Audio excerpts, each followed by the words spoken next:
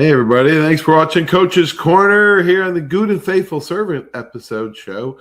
Every Monday night, I get together with Kerry Goode, my old teammate at Alabama, and we go over, he weaves faith, family, and football into his book, Goode and Faithful Servant. So we deep dive into his book every week, and you may know, and you probably do if you watch the show, Kerry has ALS, Lou Gehrig's disease, and he blinks his letters and words into a computer with AI technology. He spits it out into his own voice. He is wisdom filled. He's been through some tough couple months lately, man, with his ALS. In his 11th year, he had pneumonia and sepsis, and appropriately, it actually relates to tonight's subject. And he talks about Kyle Busch and his battle that he lost with pneumonia and sepsis. But this is episode 58, day 151 of Kerry's book. He breaks up his chapters in 196 days, 196 chapters. So Kerry is the star of the show. I just asked the questions, and let's get going for tonight's episode. It's titled, Stop Taking God's Blessings for Granted. Kerry says, we all take many things for granted. For example, most of us have plans for tomorrow and probably for the rest of the week, and maybe even for months and years to come. We simply assume that we're going to be here and that our lives will orderly proceed according to our well-laid plans. We don't want to think, even for a moment, that our lives could be interrupted or detoured by illness, financial disaster, or even worse. Many times we are so content with how we are living our lives that we start to take life for granted. Life is a gift. Never take it for granted. When it comes to life, the critical thing is whether you take things for granted or you take them with gratitude. Some people only want to focus on the things that are going wrong in their lives. Many times we make our lives even more miserable than they should be by simply taking for granted all the things that we are already given. We think it's a God-given right to have these blessings. It's not a bad idea to occasionally spend a little time thinking about things that you take for granted.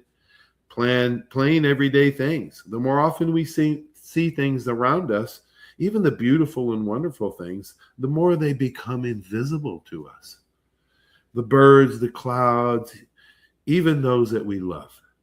Because we see things so often, we see them less and less.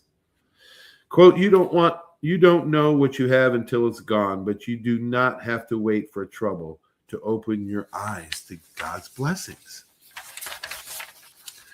Start sincerely noticing and thanking God for all the blessings in your life, big and small. The things you take it for granted, someone else is praying for. All right, KG, let's go into it, man. Let's hear his question. Here is question number one.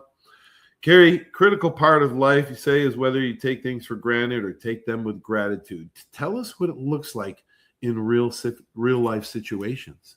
Welcome in, everybody. Come on in and settle your mind for a moment, because today we are talking about something we all struggle with, taking God's blessings for granted. We make plans for tomorrow, next week, next year, as if we personally control the clock. We wake up assuming breath will be waiting for us, assuming our loved ones will still be here, assuming our bodies will keep doing what they did yesterday. But life is a gift, not a guarantee. And the moment you forget that, you stop seeing the blessings that God has already placed in your hands. Oh, you asked a powerful question. A critical part of life is whether you take things for granted or take them with gratitude. And here is what that looks like in real life. Not theory, not imagination, but real life from my own journey. I am grateful that I have survived pneumonia with sepsis twice. The first time, I did not understand how serious it was.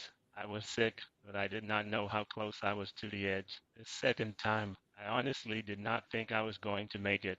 My body was fighting, and I could feel how thin the line was between staying here and leaving here. And then I heard that NASCAR driver Kyle Busch lost his life fighting the same thing I was battling at the same time. That hit me hard. When someone strong, healthy, and full of life is taken by the same illness you are trying to survive, it changes you, it humbles you, it wakes you up.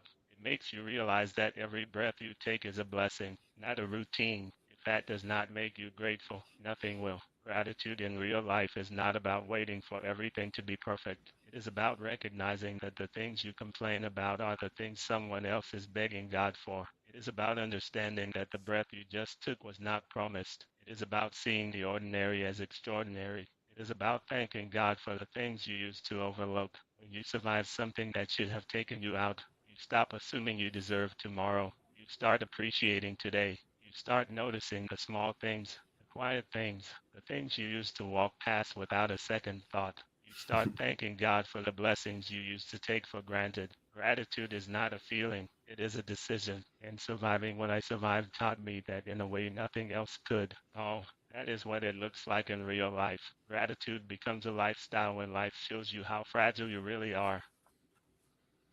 Wow. Holy cow, it covered a lot. Let's talk a little bit about what Carrie just talked about. He said it's about seeing the ordinary as extraordinary. He says that, Carrie's bout with pneumonia and sepsis reaffirmed to him that life is short and taken for granted. And he talks about us losing 41-year-old race car driver Kyle Busch to the same disease, the same illness that Carrie had at the same time. It changes you, Carrie says. It humbles you. It wakes you up. Life is a gift, not a guarantee. It's a thin line. Gratitude becomes a lifestyle when life shows you how fragile you really are. Think about that. All right, let's go into question number 2 for him. All right, KJ, you don't know what you have until it's gone. We've heard that. Sharon and I help the homeless, and we don't have much, but what we do have, they need and they want.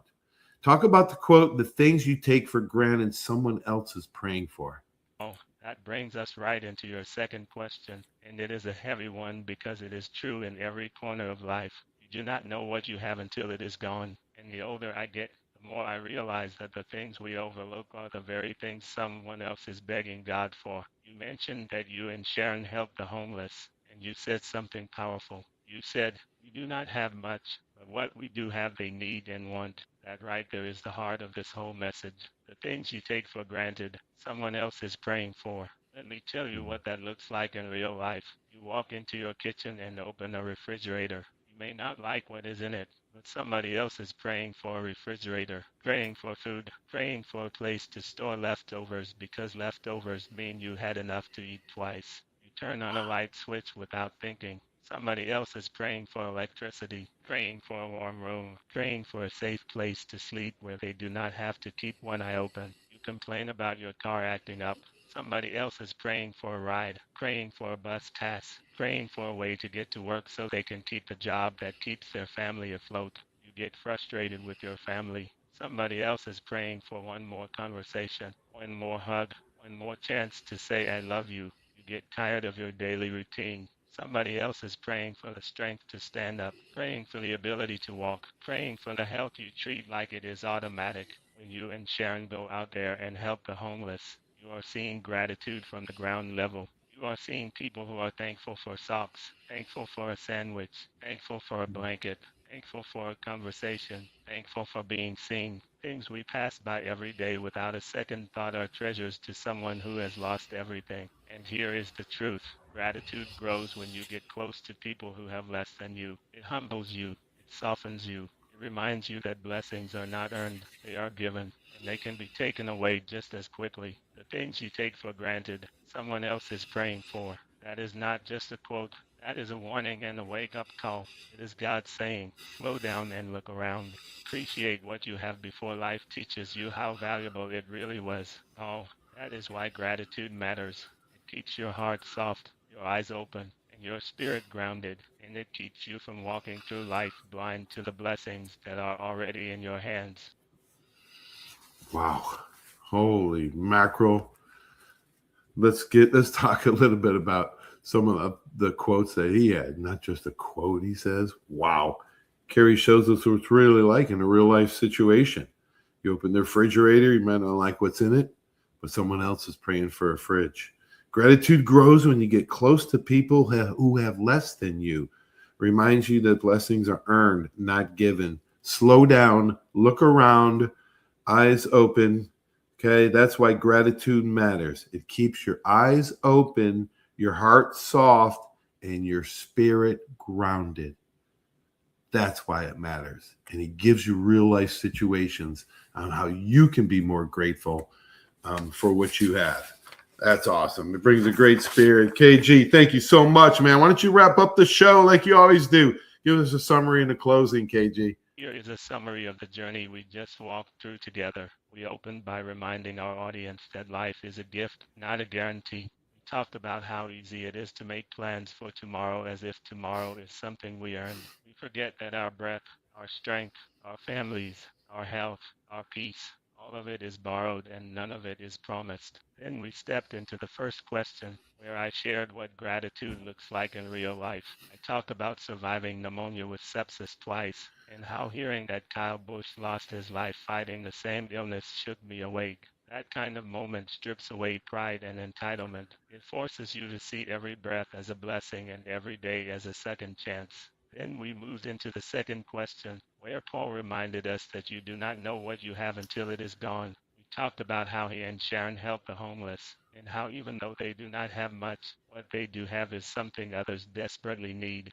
That is the heart of gratitude. The things you take for granted, someone else is praying for. A refrigerator, a warm room, a safe place to sleep, a ride to work, a healthy body, a family to love, even a simple conversation. What feels small to you can feel like a miracle to someone else. And now here is the closing. Life will teach you gratitude one way or another. You can learn it through awareness, or you can learn it through loss. You can learn it by slowing down and noticing your blessings, or you can learn it by watching them slip through your fingers. But either way, life will make sure you understand that nothing you have is guaranteed. So choose gratitude now. Choose to see the blessings before they disappear. Choose to appreciate the people in your life while you still have the chance to love them. Choose to thank God for the breath in your lungs, the strength in your body, the roof over your head, and the purpose in your story. Because the truth is simple. You do not know what you have until it is gone. And the things you take for granted, someone else is praying for. Let's be the kind of people who do not wait for loss to teach us what gratitude could have taught us today. Wow, that a way to wrap up another outstanding show, KG, man. I hope you're feeling better, man. I know you fought through it again, dude. I don't know how you do it. You're the strongest dude I know, man. And spiritually, emotionally, you're awesome. Appreciate it. If you guys like this show, share it, man. This is powerful stuff. KG's wisdom filled, and he keeps on fighting and beating the odds, man, because he's a special guy. What can I say? Thanks for being you, KG. Thanks for watching the show. From Coach Tripp, thanks for watching, everybody. Have a great sports week. It's Monday night. So long, everybody. Stay tuned for these messages. I want to mention my title sponsor, Sandy Sansing. Without them, this wouldn't be possible. So long, everybody. When it comes to buying your next car, truck, or SUV, you need a team that puts you first. Here at the Sandy Sansing dealerships, we're proud to serve Pensacola and the Gulf Coast with the best selection, trusted service, and deals that work for your family. Just like great coaches build great teams, Sandy Sansing builds lasting relationships with every customer who walks through our doors.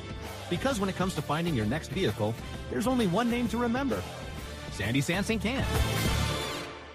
For 30 years, you have seen the orange Beck signs all over the Gulf Coast listing a property for sale or lease. Beck Partners is your trusted advisor in commercial real estate, property management, commercial and personal insurance. Senior Vice President David Valletto has been with Beck Partners since 1989. Take advantage of his wealth of knowledge by calling him today at 982-7352. 982-7352. Extensive experience in all aspects of leasing, sales, management, and site selection will make sure your expectations are exceeded.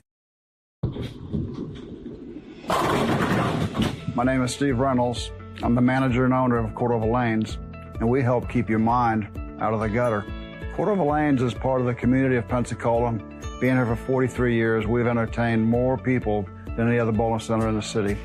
We sell fun for a living. Cordova Lanes is located at 2111 Airport Boulevard in Pensacola, behind Cordova Mall. Come on out and see us at Cordova Lanes Bowling Center. Thank you. Arbitrium Consulting for all your fencing, landscaping, pressure washing, tree trimming needs. Call 850-483-0350 for your free estimates. Serving Pensacola, Gulf Breeze, Navarre, Fort Walton, Destin, Perdido, Gulf Shores Foley, and the entire Gulf Coast. Arbitrium Consulting is owner-operated, fully licensed and insured. Call today, 850-483-0350, the official landscaper of Coach's Corner. Did you know there's a place where you can get good neighbor service and surprisingly great rates on your home and auto insurance? Yep, and that place is, ta-da, State Farm. Here's the deal. State Farm agent Will Rentschler is your go-to agent in Pensacola, Florida for the service you deserve at the price that you want. So stop shopping around. State Farm agent Will Rentschler has you covered. Call 850-433-4678 for your surprisingly great rates today. Like a good neighbor, State Farm is there. Legal disclaimer, individual premiums will vary by customer. All applicants subject to State Farm underwriting requirements.